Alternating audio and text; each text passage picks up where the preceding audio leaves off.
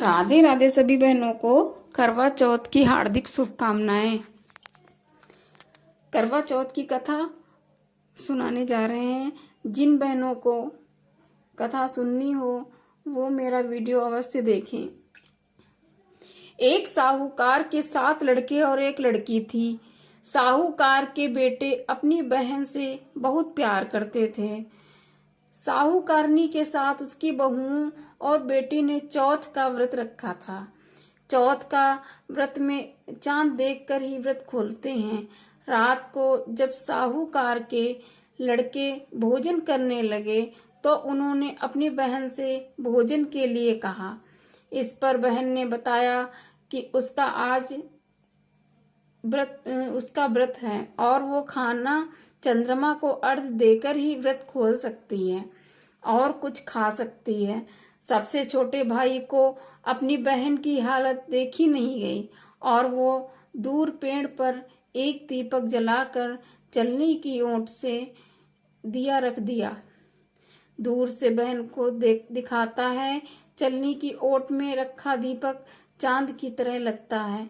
ऐसे में वो ऐसा लगता है जैसे चतुर्थी का चांद हो। बहन ने अपनी भाभी से कहा, भाभी चांद निकल आया है, व्रत खोल लें। लेकिन भाभीियों ने उसकी बात नहीं मानी और व्रत नहीं खोला। बहन को अपने भाइयों की चतुराई समझ में नहीं आई और उसे देखकर करवा उसे अर्घ देकर खाने का निवाला खा लिया। जैसे ही वो पहला टुकड़ा मुंह में डालती है उसे छींक आ जाती है। दूसरा टुकड़ा डालती है तो उसमें बाल निकल आता है और तीसरा टुकड़ा मुंह में डालती है तभी उसके पति की मृत्यु का समाचार उसे मिलता है। वो बेहद दुखी हो जाती है। उसकी भाभी सच्चाई बताती हैं कि उसके साथ ऐसा क्यों हुआ। व्रत गलत तरीके से टूटने के कारण माता उससे नाराज हो गए हैं। इस पर वो निश्चय करती है कि वो अपने पति का अंतिम संस्कार नहीं करेगी और अपने सतीत्व से उन्हें पुनर्जीवन दिलाकर रहेगी।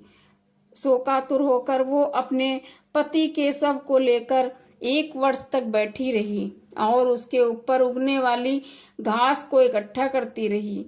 उसने पूरे साल की चतुर्थी का व्रत किया और अगले साल कार्तिक कृष्ण चतुर्थी फिर से आने पर उसने पूरे विधि विधान से करवा चौथ का व्रत किया।